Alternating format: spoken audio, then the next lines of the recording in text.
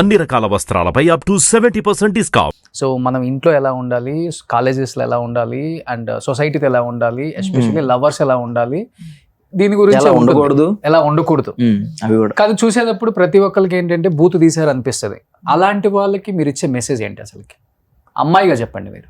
అంటే బేసికలీ ఒక అమ్మాయిలాగా నేను ఈ కాంటెంట్ని చూస్తే నేను ఈ మధ్య జెన్జీ అనేది ఒక కాన్సెప్ట్ వచ్చింది, లేకపోతే ఒక రకరకాలుగా ఏంటి మైక్రో రిలేషన్, ఇవన్నీ రిలేషన్షిప్స్ వచ్చాయి.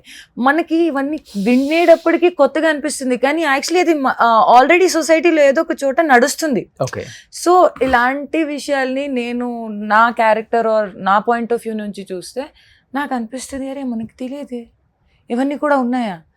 ఇప్పుడు మనం ఒక విషయాన్ని ఒక పేరు పెట్టేసి దానికి ఒక ఆంచన వేసేసుకుని మాట్లాడుకుంటాము. Why can't you take it as an information? ఏదో ఒక రకంగా ఇంటిమేట్ ఇష్యూస్ కూడా important for society to know. ఇన్ఫర్మేషన్గా తీసుకోండి. దాన్ని ఆంచన వేసుకుని అరే మా ఇది వద్దు, ఇది తప్పు, ఇది మనం మాట్లాడుకోకుండా కూడా అది జరుగుతున్నాయి కదా.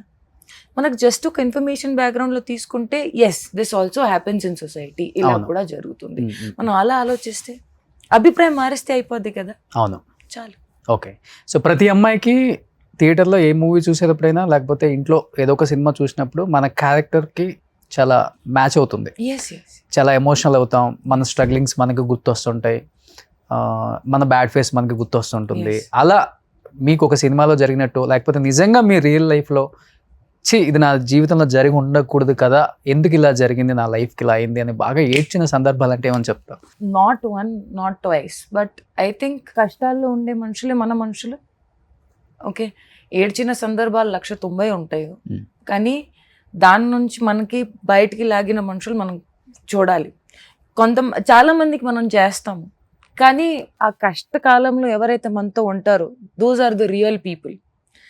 That is what I felt is my real experience. Because పేరు పెట్టాలి, మాటలు చెప్పాలి, అభిప్రాయం పెట్టాలి, ఆంచనలు వేసుకోవాలి అంటే అది ఒక సమయంలో వస్తుంది. ఆ పరిస్థితిలో ఉన్నప్పుడు ఇవన్నీ 190 వస్తాయి.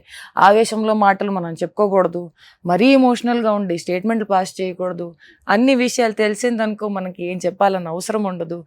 And end of the day తెలియకుండా ఉంటే ప్రాబ్లం ఏమిటి? But end of the day it's hard to digest hard times. బాగా కష్టంగా ఉంటుంది ఆ పరిస్థితి మనం ఎదురిస్తే, కానీ ఆ పరిస్థితిలో కొంచెం అవగాహన ఉండి ఓకే బీ సైలెంట్, ఏం పర్లేదు, మనం దీని తర్వాత కూడా బతుకుతాము. ఆ పరిస్థితిలో ఊపిరి ఆడదు, మనకు టెన్షన్ వస్తుంది, we can't think much, but still కొంచెం సేపు ఒక్కసారి you be in silence, you will get the real answer.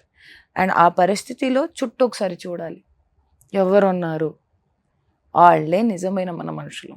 అది మనం గుర్తుపెట్టి వాళ్ళకి లైఫ్ లాంగ్ కృతజ్ఞతగా ఉండి ఇలాంటి మనుషులు మనతో లైఫ్ లాంగ్ జర్నీ చేసుకోవాలి అనేది మనం ఆలోచించాలి. ఎలా మీరు రియల్ లైఫ్లో స్ట్రాంగ్గా లేకపోతే చాలా ఎమోషనలా? I'm very strong. నేను ఆ విషయంలో చాలా కరెక్ట్గా చెప్పుకోగలను. నేను విన్నాను మిత్ర ఊరికే ఏడ్ చేస్తుంది, ప్రతిదానికి చాలా సెన్సిటివ్, ఏదన్నా కానీ తట్టుకోలేదు, తీసుకోలేదు, చాలా ఎమోషనల్ అని విన్నాను నేను. అంటే ఎమోషన్ అంటే మనం ప్రతి మనిషి దగ్గర ఎమోషన్స్ని చూపించము. ఓకే, మనము ఎవరి దగ్గర అయితే మిత్ర ఎందుకు ఏడుస్తుంది, ఊరికే ఏడ్ చేస్తుందా లేకపోతే ఏదో పెద్ద ఉంటేనే కాదు. ఐ థింక్ నేను మన అనుకునే వాళ్ళ దగ్గరే నాకు నేను వ్యక్తిస్తాను అంతే. వాళ్ళే వచ్చేసి ఒకవేళ ఏదైనా చెప్తే నేను ఐఎమ్ నాట్ రెస్పాన్సిబుల్.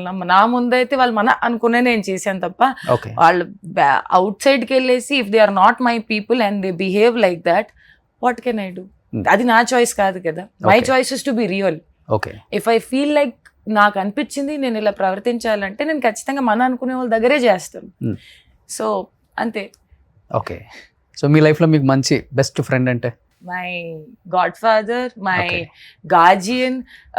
అందరికీ తెలుసు నేను బిగ్ బాస్లో ఉన్నప్పుడు కూడా బా బా బా బా, బయటకు వచ్చిన తర్వాత కూడా నీ బాతో కలిసావుగా, you also know, he also nose.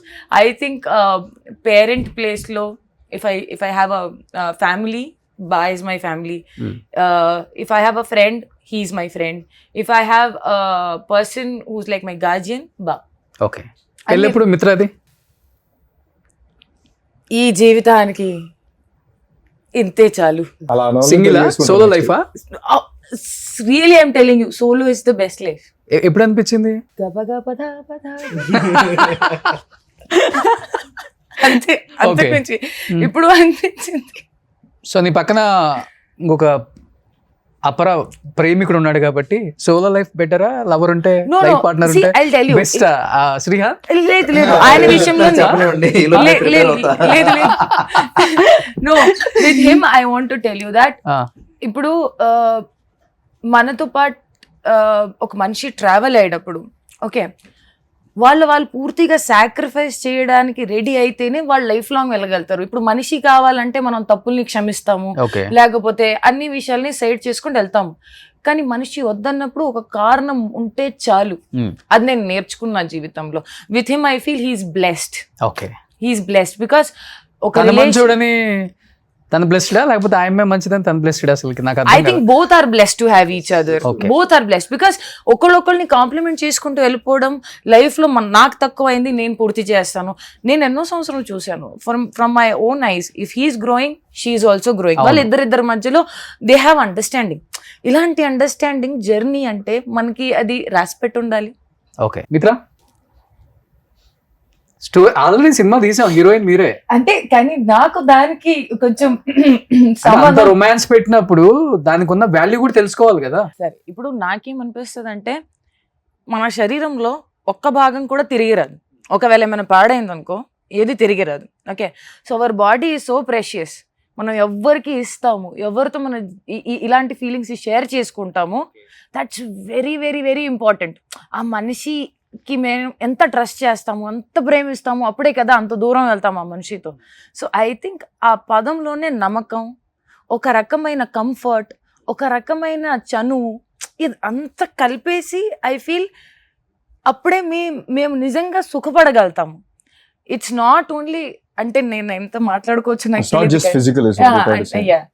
It's అంటే మేము జస్ట్ అక్కడ మనిషి కాదు, మనసులో ప్రేమ, ఒకళ్ళొకళ్ళ మీద అంత కంఫర్ట్, ఎమోషనల్ జోన్ ఏదైతే ఉంటుందో అదే మీకు దాని మీద ఇంకా ముందు తీసుకెళ్తుంది.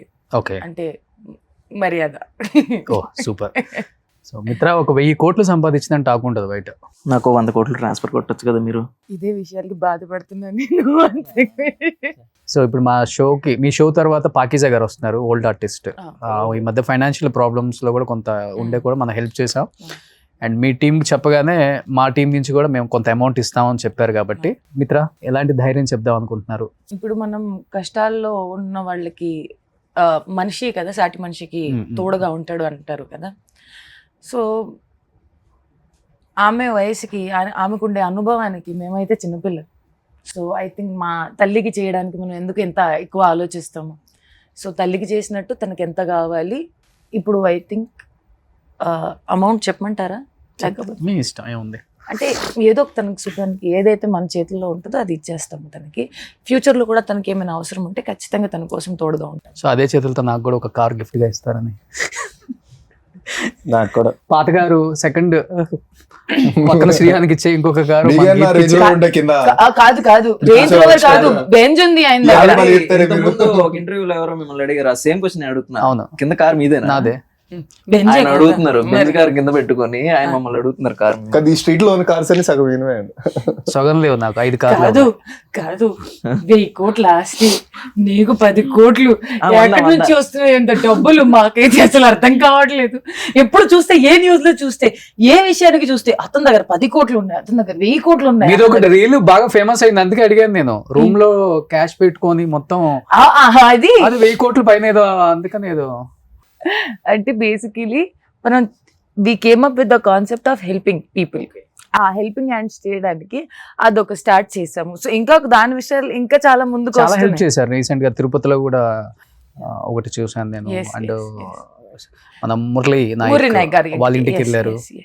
యాక్చువల్లీ నిజం చెప్పాలంటే అప్పుడు ఇది జరిగేటప్పుడు నేను పూజ చేసుకుంటున్నాను అనమాట. అప్పుడు నేను అది విన్నాను. బేసికలీ అది వినేటప్పటికీ నేను అట్లా తిరిగితే టీవీలో అంటే వాళ్ళ అమ్మగారు బాగా ఏడుస్తుంది చూసి చాలా బాధ వేసింది. అప్పుడు వాళ్ళు ఏదైతే చెప్తున్నారో దాన్ని విని నాకు అనిపించింది నేను ఒకసారి అయినా కలిసి వస్తే బాగుంటుంది. ఇప్పుడు మేము మా ఇంట్లో ఎంత క్షేమంగా ఎంత బాగానే ఉన్నాము, ఎవరి వల్ల? వాళ్ళ వల్లనే కదా. వాళ్ళు ఎంత పెద్ద త్యాగం మన దేశం కోసం చేస్తే మనం ఎంత కొంత అయితే మేము మా సైడ్ నుంచి చేయగలిగితే అది చాలా తక్కువ. టు బి ఆనెస్ట్, అది దానికి మనం మాట్లాడకూడదు. బట్ స్టిల్ మన వైపు నుంచి మేము ఏమైనా చిన్నగా కూడా చేసుకోగలిగితే అది మన వైపు నుంచి ఒక కృతజ్ఞత, అంతకుమించి ఏది లేదు. Super great.